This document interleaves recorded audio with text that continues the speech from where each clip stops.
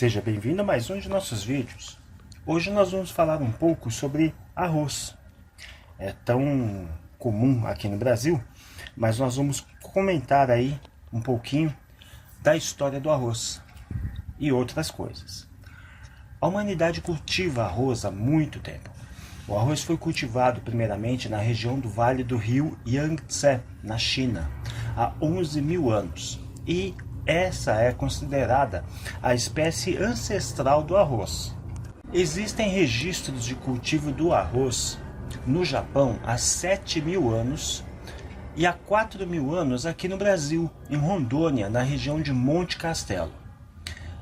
Há 2.500 anos apareceu o arroz, ou pelo menos foi encontrado registros históricos de arroz na região dos Grandes Lagos norte-americanos. E onde o arroz é usado?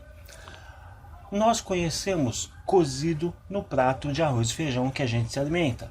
Mas o arroz também é usado em cervejas lights e saquês, em cereais matinais, bolachas, cosméticos, como pó de arroz, farinha sem glúten, para fazer o lamen, por exemplo, como colas, ou em comemoração tipo casamento ou Vishnu.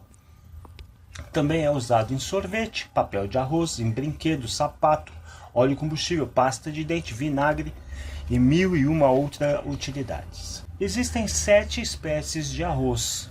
O Oryza bartii, o Oryza glabérrima, que é mais da região da África, o Oryza latifolia, Oryza longistaminata, que é o agulhinha, o Oryza punctata, Oryza rufipogon e o Oryza sativa. Esse daí é mais encontrado no Japão. Existe uma organização inglesa, que o nome está aí na sua tela. Essa organização estima que existam mais de 100 mil variedades de arroz, divididas em 3 grandes tipos: arroz de grão longo, arroz de grão médio e arroz de grão curto. É claro que dá para classificar o arroz de outras maneiras, mas essas são as mais comuns, tá? Agora eu vou mostrar e falar um pouco sobre alguns tipos de arroz que são encontrados no Brasil. Nós temos o integral sem casca, nós temos o parboilizado. Esse parboilizado ele apareceu em 1940 no ZEUA. Ele passa por um processo de pré-cozimento a vapor com a casca, e a casca é removida depois. Esse processo faz com que alguns nutrientes da casca vão para o grão, deixando ele mais nutritivo. Ele cozinha mais rápido e fica muito solto. Também existe o arroz branco ou o arroz polido. Ele é composto somente do endosperma. Endosperma é só a parte interna do grão de arroz. É o que a gente vê ali como semente. Esse arroz tem alta durabilidade, cozinha rápido, mas ele perde os nutrientes e parte do sabor durante o refinamento e o polimento. Nós encontramos também o arroz arbóreo.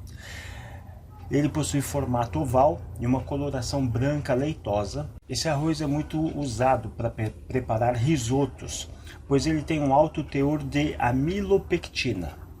E isso deixa o risoto extremamente cremoso.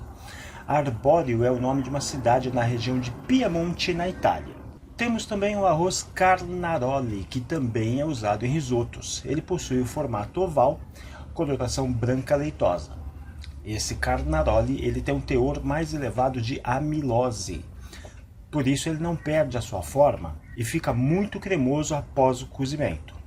Ele é cultivado no norte da Itália e é o arroz preferido pelos italianos para preparar o risoto. Agora, nós temos o arroz cateto, o gin e o momiji. Eu encontrei algumas referências que essas 3 variedades de arroz são muito parecidas. Elas são variedades mais cultivadas no Oriente e aqui no Brasil nós usamos no preparo de sushi e pratos orientais. Temos ainda o arroz da terra, ou arroz vermelho brasileiro. É um tipo de arroz de formato oval e coloração avermelhada. Seu farelo é rico em pigmentos de antocianina, pigmento que varia do vermelho ao roxo. Esse arroz foi o primeiro arroz cultivado no Brasil, mas seu cultivo foi proibido em algumas regiões durante o século XVIII. Agora temos o arroz preto. É um arroz de origem chinesa, com formato oval e uma coloração preta que fica levemente arroxeada após o cozimento. Seu farelo é rico em pigmentos de arroz e é conhecido como o arroz proibido, pois ele era consumido somente pelo imperador da China. Esse tipo de arroz preto é utilizado em sobremesa, bolos e pães e fica excelente em pratos com frutos do mar. Você pode encontrar todas essas variedades de arroz e muitas mais pela internet. É claro que, como são arroz um pouco menos consumido no Brasil, o preço é um pouco mais alto do que o arroz agulhinha que estamos acostumados. Mas em alguns pratos, mesmo que você não tenha a experiência culinária, em alguns pratos você vai perceber a diferença. Desejamos sucesso em suas receitas e até nosso próximo vídeo.